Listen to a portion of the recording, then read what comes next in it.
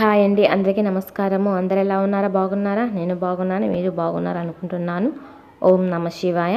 ఈరోజు మనం వైశాఖ మాసంలో ఏ దానాలు చేస్తే ఆ మహావిష్ణువు అనుగ్రహం లభిస్తుందో మనం తెలుసుకుందాము.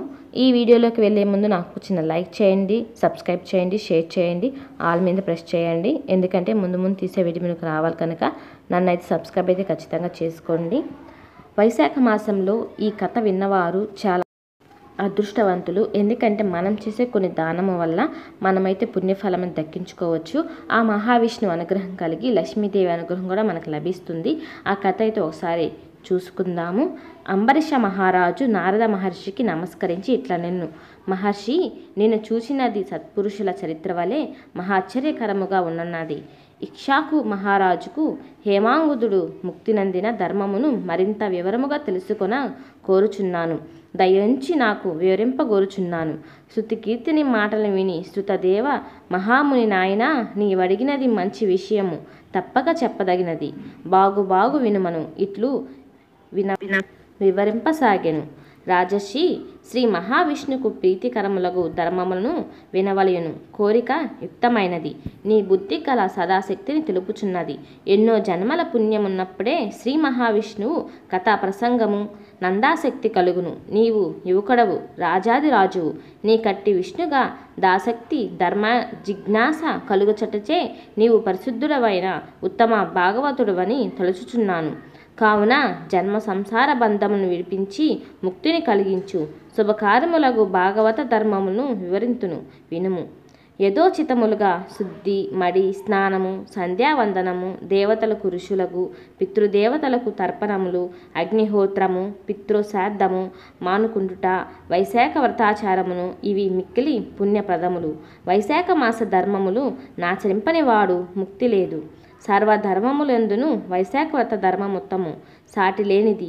రాజు లేని రాజ్య ప్రజలవలే పెక్కు ధర్మములున్నవి కానీ అవి దుఃఖప్రదములు అనగా కష్టములు కలిగించును, సుఖసాధ్యములు కావు. వైశాఖ ధర్మములు సులభములు. సువ్యవస్థితముగు రాజు పరిపాలననున్న ప్రజలు సుఖశాంతి ప్రదములు. అన్ని వర్ణములు వారికి, అన్ని ఆశ్రముల వారికి సులభములు, ఆచరణ సాధ్యములు, పుణ్యప్రదములు. నీటితో నిండిన పాత్రను ఇచ్చుట, మార్గమున చెట్ట నీటిలో చలివేంద్రం ఏర్పరచుట, చెప్పులను పావుకోలను దానమిచ్చుట, గొడుగును విసరకర్రను దానమిచ్చుట, నువ్వులతో కూడిన తేనె దానమిచ్చుట, ఆవు పాలు, పెరుగు, మజ్జిగ, నెయ్యి, వెన్న వీనిని దానము చేయుట, ప్రయాణము చేయువారికి సౌకర్యముగా మార్గములు యందు బావులు, దిగువ బావులు, చెరువులు త్రవ్వించుట, కొబ్బరి, చెరుకు గడలు, కస్తూరి వీని దానం చేయుట, మంచి గంధమును చందనమును పుయ్యుట, మంచము, పరుపు దానమిచ్చుట, మామిడి పండ్లు రసము, దోస పండ్లు రసము దానము చేయుట, దమనము, పుష్పములు, సాయంకాలమున గుడోదకము, పూర్ణిమ యందు పులిహోర మొదలగు దానమిచ్చుట, ప్రతిదినము దద్యోజనము దానము చేయుట, తాంబూల దానము చైత్ర అమావాస్య నాడు వెదురు కొమ్మల దానము ముఖ్యములు. ఆ కాలమున వచ్చు సర్వ విధములుగా పుల పుష్పములు వివిధ వస్తువులను దానం చేయవలెను. ప్రతిదినము సూర్యోదయమునకు ముందుగా స్నానము చేయవలెను. శ్రీ మహావిష్ణువు తర్వాత విష్ణు కథాశ్రవము చేయవలెను. అభ్యంగ స్నానము వైశాఖమును చేయరాదు. ఆకులో పూజింపవలెను. ఎండలో ప్రయాణములో అలసిన వారికి విసనకర్రతో విసురుట, సుగంధ పుష్పములతో ప్రతిదినము విష్ణు పూజ, పండ్లు పెరుగన్నము నివేదించుట, ధూపదీపములు సేవ, గోవులకు ప్రతిదినములు గడ్డిని పెట్టుట, సద్బ్రాహ్మణుల పాదములు కడిగి ఆ నీటిని తనపై చల్లుకొనుట, ముఖ్య కర్తవ్యములు బెల్లము, సొంటి, ఉసిరిక, పప్పు, బియ్యము, కూరగాయలు వీనిని దానం చేయవలెను. ప్రయాణికులను ఆదరించి కుశల ప్రశ్నలడిగి వలసిన ఆతిథ్యము చేయవలెను. ఇవి వైశాఖమున తప్పక చేయవలసిన ధర్మములు.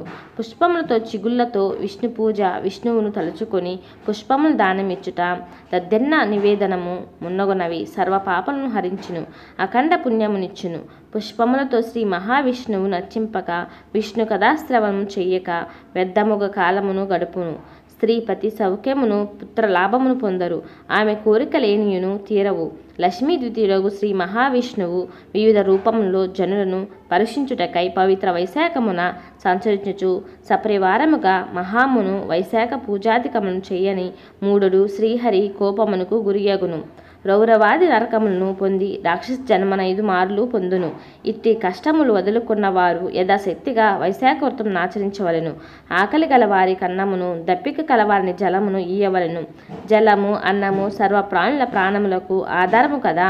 అట్టి దానములచే సర్వ ప్రాణుల యందున్న సర్వాంతర్యామిగో శ్రీ మహావిష్ణువు సంతోషించి వరములనిచ్చును. శ్రేయస్సును, సర్వసుఖ భోగమును, సంపదను కలిగించి ముక్తినిచ్చును. జలదానము చేయని వారు పశువులై జన్మిందురు. అన్నదానము చేయని వారు పిశాచులు లగుచున్నారు. అన్నదానము చేయక పిశాచతత్వం నొందిన వారి కథను చెప్పుచున్నాను వినుము. ఇది నాకు తెలిసిన ఆశ్చర్యకరముగా విషయం సుమా. ఇదైతే మనము రేపు చెప్పుకుందాము. ఈ కథ ఈ దానములు అనేది చాలా ముఖ్యమైనవి కనుక మనం వైశాఖ మాసంలో ఈ దానం చేయడం వల్ల ఆ మహావిష్ణువు అనుగ్రహం కలిగి మనమైతే చాలా సంతోషంగా ఉంటాము. ఎవరైతే ఈ దానము చేయరో వాళ్ళు పిశాచ రూపంతోనూ 5 మార్లు శిక్షించబడతారంట.